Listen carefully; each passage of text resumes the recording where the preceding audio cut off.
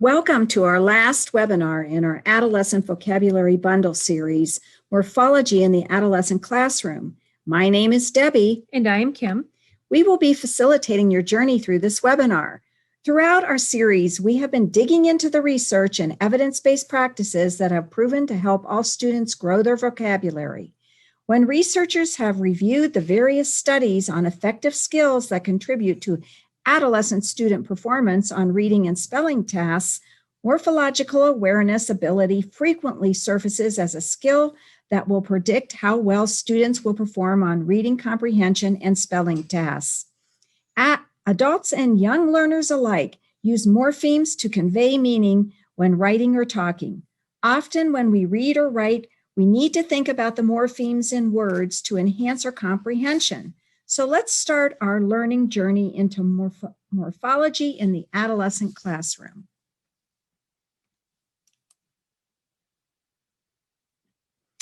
Our learning intentions for today's session are focused around the urgency and understanding the importance of focusing on morphology with our adolescent learners. As we think about varied skills of students who step into our classrooms or virtual environments every day, it's important to be intentional in order to meet their needs through instruction.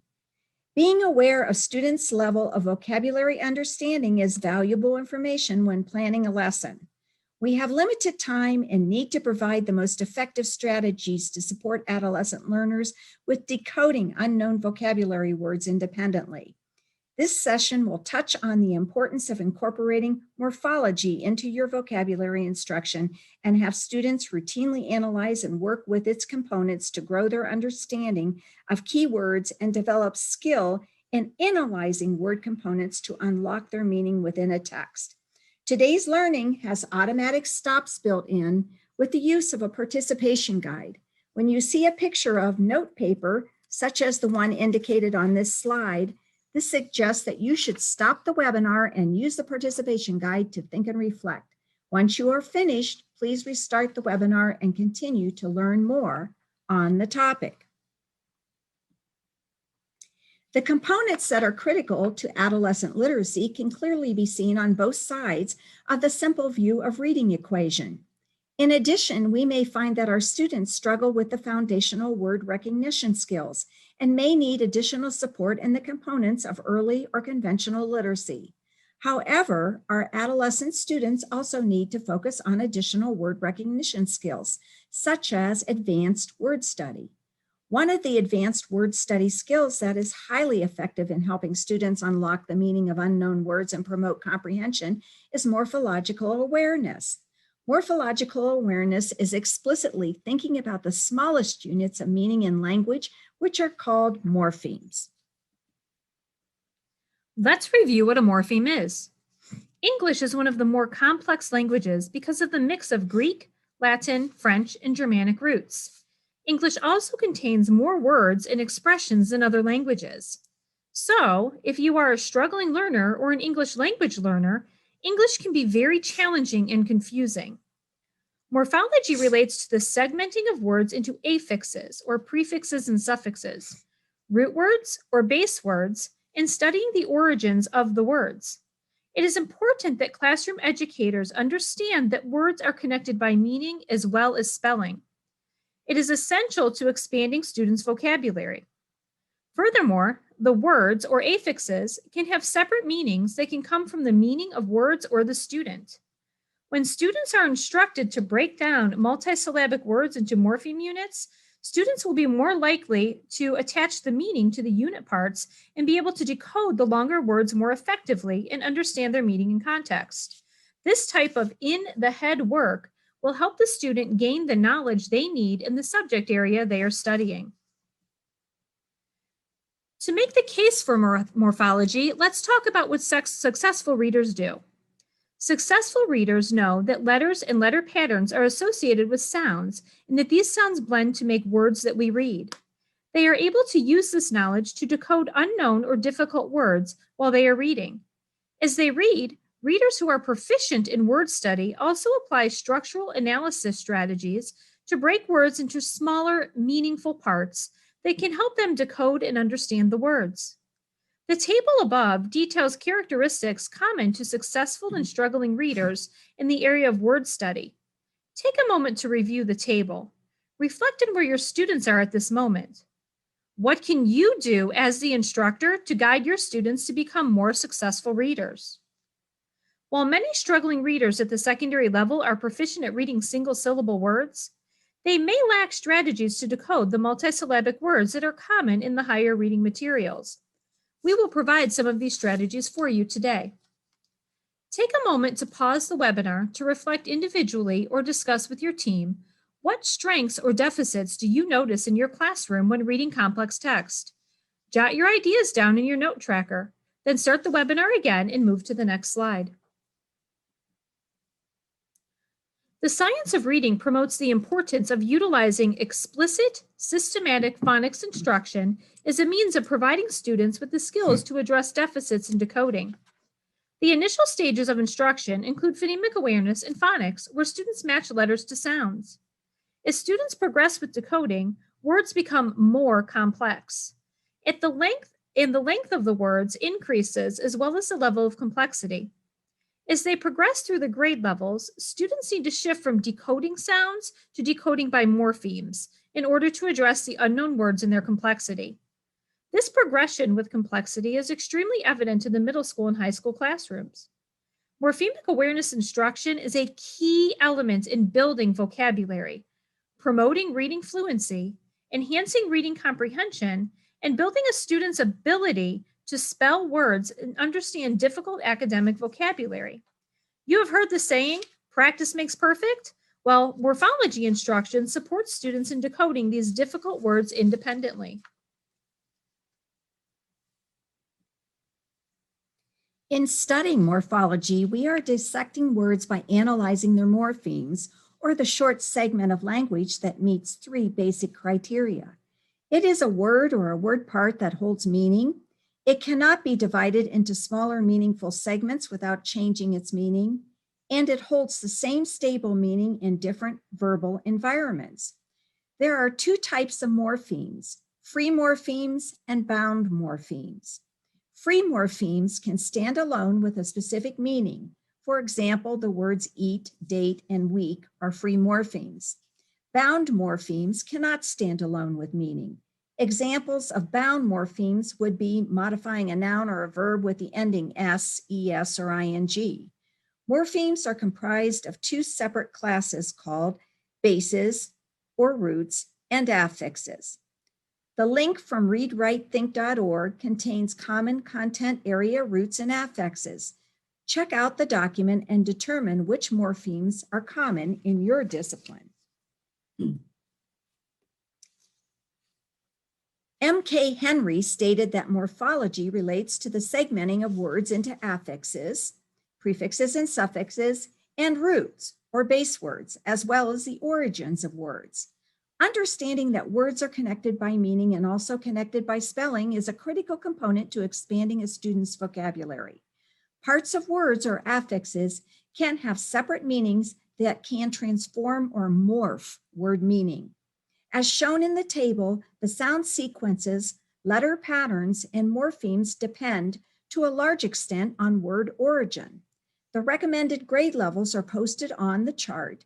However, grade level overlap may happen based on student need. In 2002, Behringer stated, when students move from the Anglo-Saxon layer of language to the Latin layer, the brain needs to be prepared for a change. Morphemic awareness is one way to prepare the brain to think of words in morphemic units, so students will be able to decode longer words more efficiently while gaining understanding of the meaning of the words. When students recognize and understand the morphemic elements in words, they move from decoding to encoding the individual letters and sounds towards decoding and encoding the clustered meaning parts. Morphemic level decoding and encoding develops students' comprehension at the word level. I bet this chart is getting you to think about all of the words in your content and their origin. If you need to stop the webinar to reflect on the vocabulary from your content and common morphemes embedded within the words, do so now, then proceed to the next slide.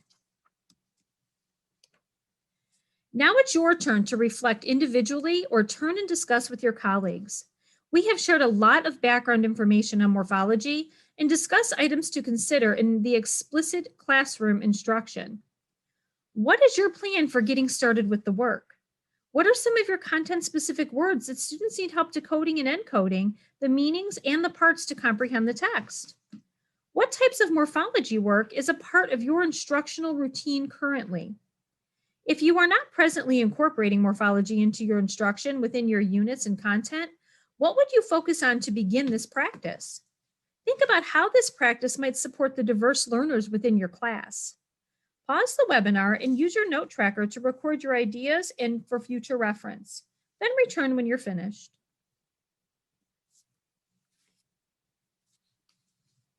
Here are some suggestions to help guide you to identify and study morphemes, with helpful steps to teach students so they can eventually decode words and achieve deeper understanding of the content in the text.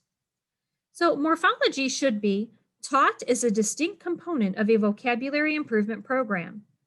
It also should be taught as a cognitive strategy to be learned. Students must complete the following 4 steps. Recognize that they do not know a word. They need to be able to know that they don't understand. Analyze the word or recognize morphemes, both in the roots and the suffixes. Think of a possible meaning based upon the parts of the word, and check the meaning of the word against the context of the reading. Students also need to understand the use of prefixes, suffixes, and roots and how words get transformed. Students also should have a knowledge, students who have a knowledge of Spanish would be able to use the cognates as well.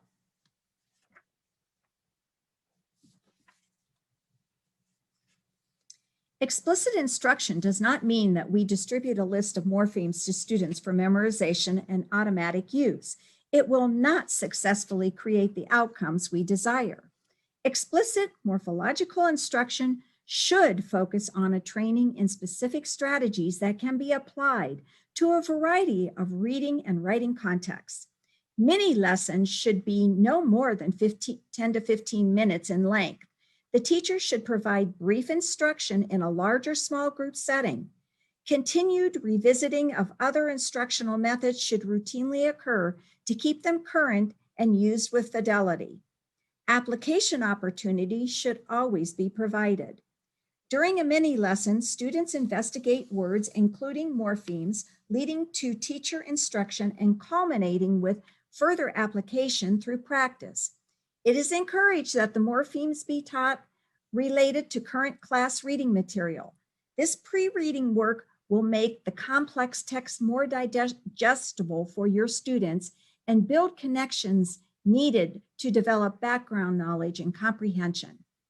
Above is a list of recommended mini lessons provided from the Journal of Adolescent Literacy. Take a moment to review the list. Jot down the important information to remember for your instructional practice using your note tracker, and return to the next slide when you're finished. The above example of dissection of morphemes is using a modified Freire model strategy called part cards. This strategy was developed by Stantz in 2013 and is quite useful for science or history terms. The role of the content teacher is to teach in-depth concepts and meanings associated with core vocabulary and concepts. The above activity can be with whole class instruction and also to reinforce and support struggling learners to introduce the meaning-based word parts that support students' initial understanding and helps them learn the strategy to be applied to other unknown words encountered within the text. Each section is actually represented by a 4x6 file card. The entire word is written in the upper left quadrant, and students practice pronouncing the word as they write it. The teacher can model the process of breaking the word down into its morphemes, discussing each component's meaning, and writing all in the upper right quadrant of the card. Next, the teacher and students collaborate together to develop and write a definition in the lower left quadrant based on its use in the text. Finally, students can draw a quick sketch that represents the word or the morphemes in the lower right quadrant. Drawing a sketch is considered a non-linguistic representation, and it's a highly effective strategy to help students remember when it's added to other key steps. Let's get back to the cards. The cards are then organized and stored for progress monitoring of word meaning and morpheme understanding with subsequent practice sessions. Here's an example of an explicit instruction vocabulary lesson on teaching a new root, prefix, or suffix. This direct instruction explicitly develops a student's understanding of morphological units within words, as well as grows the student's recognition of these units when exposed to an unknown word within a text. This practice session happens routinely at the beginning of a lesson before instruction starts and builds the student's skill and background knowledge of words related to the content. Students are engaged by interacting with the teacher using an Anita Archer explicit instruction strategy. Another practice activity is for students to develop morpheme maps to build words containing specific morphemic units. This activity helps grow everyone's vocabulary and also gives them practice in decoding the word by using its root, prefix, or suffix. A brief example is shown on the right side of the slide.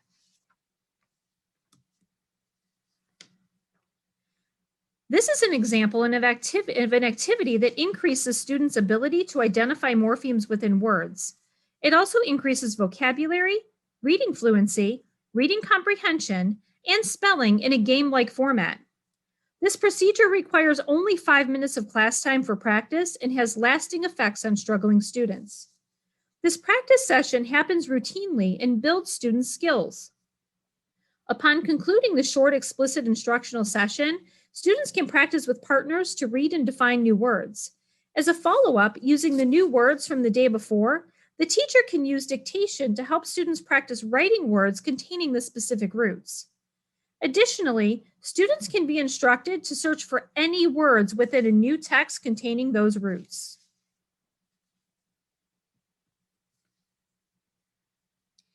There are a multitude of ways to play with morphemes and learn more about words. Let's explore a few ideas. Yoshimoto suggested the use of a foldable model for the study of affixes and roots in 2009. The root word remains constant in the foldable. Students can manipulate and change out the prefixes and suffixes to change the meaning of the word. A foldable is shown at the bottom of the slide. Activities and games is an excellent way to play and reinforce morpheme learning. A number of activities may be found on the Florida Center for Reading Research website. You can follow the link above. Templates are included with directions for assembly. There are 17 activities or games to reinforce and support morpheme structures work. The Florida Center site even offers extensions and adaptations for each activity to support student mastery of morphemes. Building a word game is an activity that helps students think about root words, prefixes, and suffixes in a word building activity. Students are provided a list of words and asked to choose one prefix, one root, and one suffix. The student must define what each of those 3 morphemes means. The student then blends the prefix, root, and suffix together to create a word and defines the word. The teacher can support students in making connections to the word meanings derived from the morphemes. This think and talk activity promotes student word consciousness. Once a skill is taught, this would be an ideal small group practice to support students' understanding of the structures previously taught. And the final example is word matrices boxes.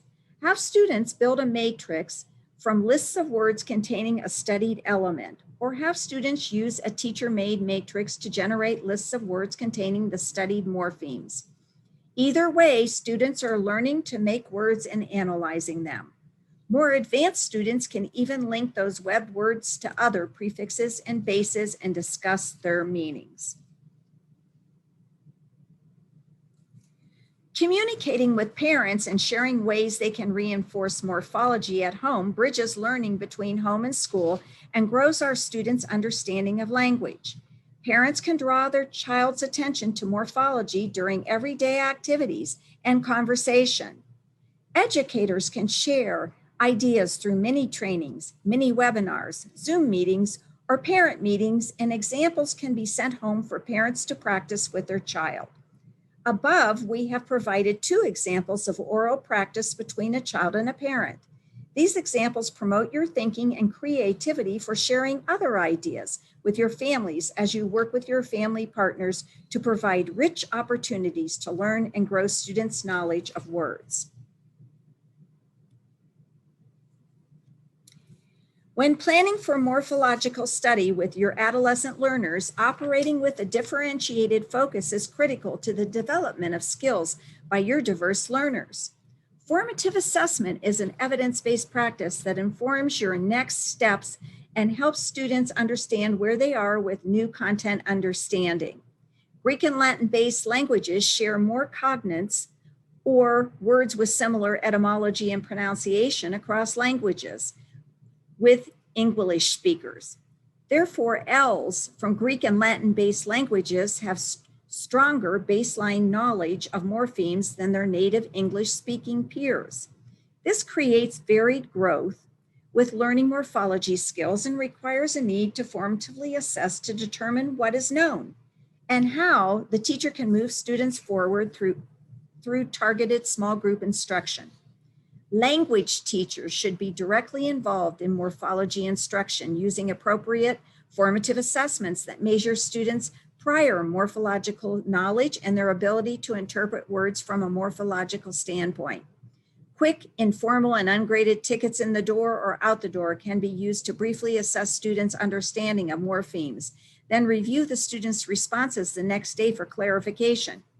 Students can also be grouped as needed on the basis of their strengths or weaknesses for additional mini-targeted instruction and enrichment sessions. Once students have accomplished the task, the group should be disbanded. With the My Favorite No strategy linked above, the teacher, Leah Alvarez, is addressing math conceptual understanding. My Favorite No can also be used as an informal assessment in any content area regarding the student's understanding of the new vocabulary terms and how to decode the new word using word structure and word origin knowledge. The resource books and links provided evidence-based resources for instructing students in morphology. The books on improving morphemic awareness provide quick lessons to build and develop your students' understanding and skills with morphemes. Morpheme Magic is another resource that contains lessons ready for teachers to use. It is also so important to connect the vocabulary lesson to the content. Making these connections and building skills in decoding, students will begin to transfer their learning on their own. We have added some additional website and video resources for you to review if you are interested in growing your morphology knowledge. The links are provided on the participation guide for you. When planning for instruction, it is so important to have your toolbox filled with resources to support student learning. Today's webinar focused on the importance of understanding morphology and being intentional in order to meet the students' needs through explicit morphology instruction. We reviewed components recommended by research and reviewed classroom practice or programs that can be used with students. We know that you have many choices for professional development, and you choose to join us on this webinar. Please contact us if you have questions about any of today's content. This concludes the Adolescent Vocabulary Series. We hope you found some useful ideas to propel your morphology work forward. Please join us for future adolescent topics to grow your learners and your practice.